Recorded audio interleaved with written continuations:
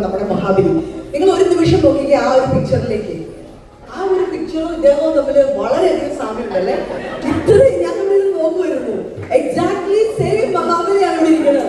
നിങ്ങൾ അപ്പൊ തുടങ്ങി നോക്കിയോ, ഒരേ ഒരു ലുക്ക്, ഒരേ ആറ്റിറ്റ്യൂഡിൽ ഇരിക്കുന്ന ഒരു മഹാബലിയെ ഞാൻ ആദ്യമായിട്ടാണ് കാണുന്നത്. താങ്ക് യു മഹാബലി തമ്പുരാൻ.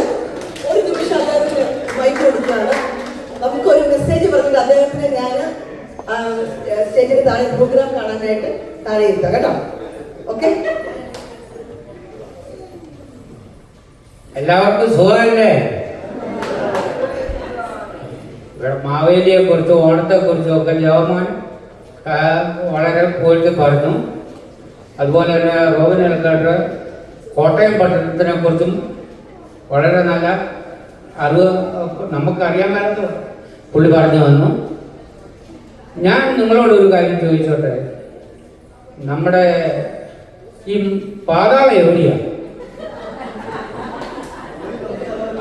എന്നാ ഞാൻ പറയാം, അത് കോട്ടയത്താണ്.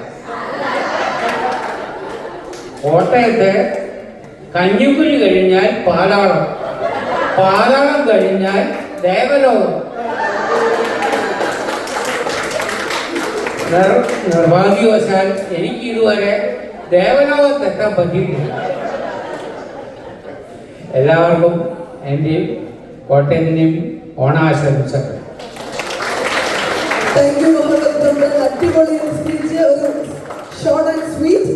ആൻഡ് നമുക്കിനി അടുത്ത കലാപരിപാടിയിലേക്ക് കടക്കാം. നമ്മൾ മഹാബലി തമ്പുരാൻ പറഞ്ഞ പോലെ ഓണം നമുക്കൊരു ഉത്സവമല്ല, നമുക്കൊരു ഫീലിംഗ് ആണ്. അത് നമ്മളുടെ ഒരു ഹൃദയത്തിലുള്ള ഒരു ഫീലിംഗ്. നമുക്ക് അടുത്ത പ്രോഗ്രാമിലേക്ക് പോകാൻ നമുക്കൊരു അടിപൊളി ക്ലാസിക്കൽ ഡാൻസ് ആണ് നമ്മുടെ മുന്നിലേക്ക് അവതരിപ്പിക്കാൻ വരുന്നത്. അത് ജസ്മിയ ജോസ് എന്ന് പറഞ്ഞ നമ്മുടെ കലാകാരി